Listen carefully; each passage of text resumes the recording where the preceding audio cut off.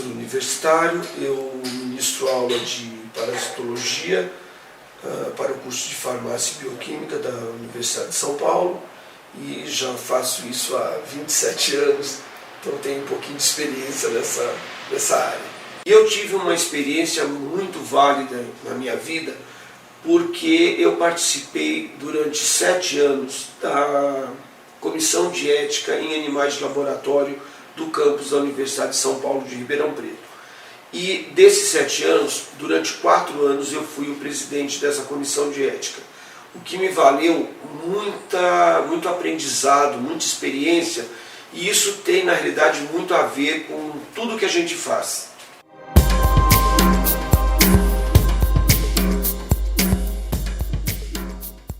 Bem grande, porque uma pessoa que não tem respeito pelo próprio animal, ele acaba não tendo respeito por si próprio. Porque eticamente, quando a gente fala o que é ética, né? Na realidade, ética é você analisar uma situação, todos os fatores que rodeiam essa situação.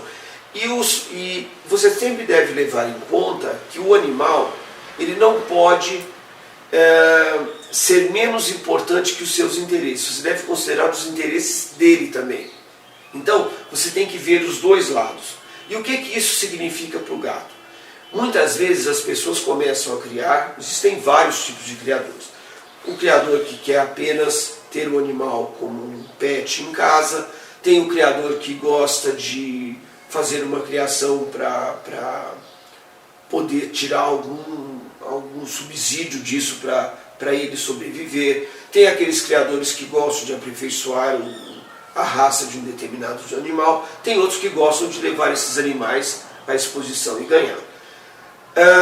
O que a gente não pode é transferir as tuas ansiedades, as coisas que você quer para cima desse animal. E o que isso tem a ver com ética?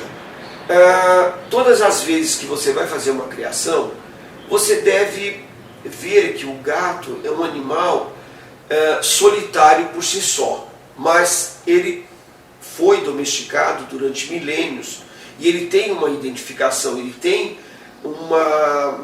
interage com o dono.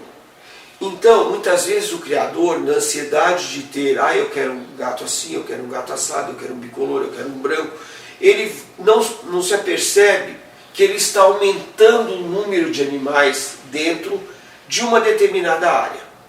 E aí o que acontece com isso? Na ansiedade de ter tudo, ele acaba se esquecendo das necessidades intrínsecas daqueles animais. E isso leva ao quê? A vamos dizer, uma superpopulação dentro do teu gatinho. E aí o que é mais interessante, qual é o link da ética do criador em relação ao animal e o que isso pode acarretar para o próprio animal e para o próprio criador em termos de saúde. Veja bem, à medida que você oferece menos qualidade de vida para o seu animal, ou seja, se você tem 3 ou 4 machos, você sabe que existem animais que a gente chama de animais alfa, são aqueles que têm maior produção de testosterona e menor produção de corticosterona, que é o hormônio do estresse. E o que isso acontece? Esses animais são dominantes, então eles acabam por exercer uma hierarquia sobre os outros animais. Então, muitos criadores vivenciaram brigas entre gatos machos. Você tem que ver que cada animal tem um tipo de comportamento, é como um ser humano. Ele pode ser tímido, ele pode ser agressivo, depende da biologia dele, depende muito dos fatores comportamentais, dos fatores do meio ambiente. Então, se você tem uma aglomeração inadequada de animais, você vai levar o quê? A um aumento do estresse desses animais dentro do seu gatinho. E o que vai acontecer? Existe uma glândulazinha em cima do nosso rim que a gente chama de adrenal. E essa adrenal vai secretar no homem o cortisol e nos animais a corticosterona, que vai levar o quê? Isso é bom? Claro, a gente não pode dizer que o estresse seja uma reação ruim para todos nós, de maneira alguma. porque senão nós não teríamos ação. O que nos leva, por exemplo, quando um cachorro bravo te ataca? Ou você para ou você corre.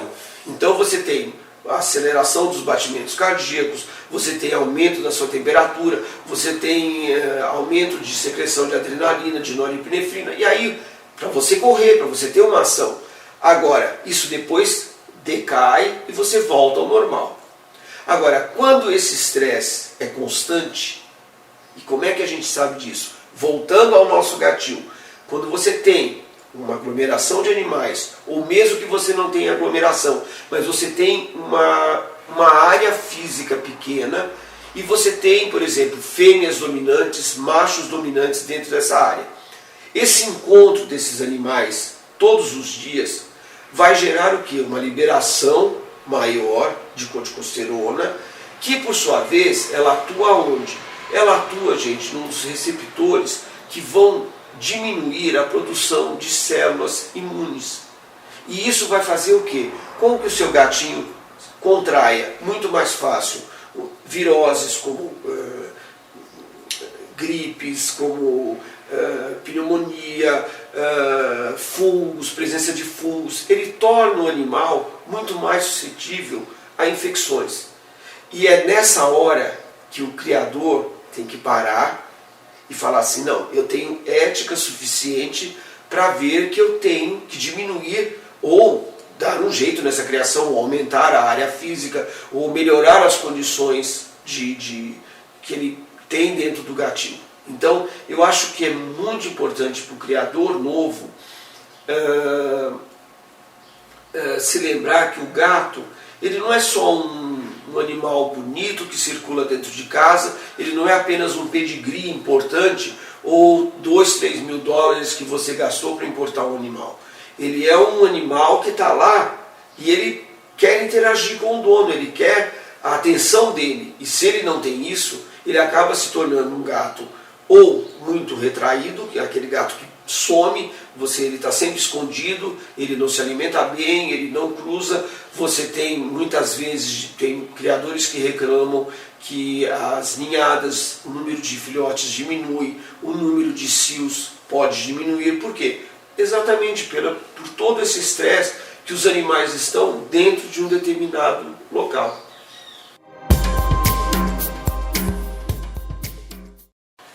Eu diria que para quem está iniciando, a gente tem uma compulsão, vamos dizer, de querer tudo. A gente não sabe muito bem o que a gente quer no começo, a gente acha bonito o gato branco, gato bicolor, gato color point, e aí a gente vai, isso é normal do ser humano, a gente vai se empolgando, né? Como eu sempre falei, a gente tem gatite aguda, depois a gente passa a fase aguda e se torna gatite crônica. Aí quando está na crônica, já passou aquela fase, mas muitas vezes a gente já prejudicou muitos animais e não soube se organizar de uma maneira adequada. Então eu aconselho que pessoas que queiram começar, que consultem as pessoas mais velhas, que já têm um pouco mais de experiência e que se norteiem que o fato de você ter 3 animais num determinado local não é a mesma coisa de você ter 10. Porque o animal interage com você e ele vai querer de você a mesma atenção que ele tinha, e não vai ser igual. Se você tem 10, você não consegue ter a mesma atenção de alguém que tem 3 ou então uma pessoa que tem 20. Então isso é muito importante. Se nós dedicamos a nossa vida para isso, se por exemplo existem situações na vida da gente, como se você está aposentado, você vive para isso, é muito interessante, eu acho ótimo. Mas normalmente todos nós temos uma vida em paralelo, que nós trabalhamos, nós exercemos funções diferentes.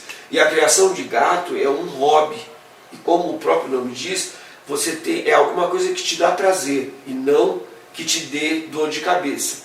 Tá? Então eu acho que para os criadores novos, eu penso que eles deveriam se informar melhor, olharem bastante antes, verem o que eles gostam, que cores são as mais atraentes, não em termos de modismo, não é porque hoje nós temos mais bicolores, antigamente eram brancos, já foram pretos, já foram escamas, o mundo vai mudando, é como a moda, ela vai e volta, daqui a pouco vão ter gatos pretos novamente ganhando exposições como ganhavam no passado.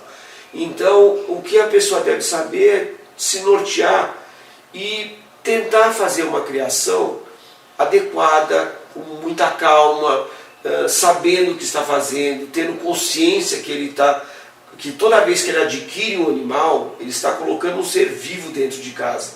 E ele tem total responsabilidade sobre esse animal dentro da sua casa.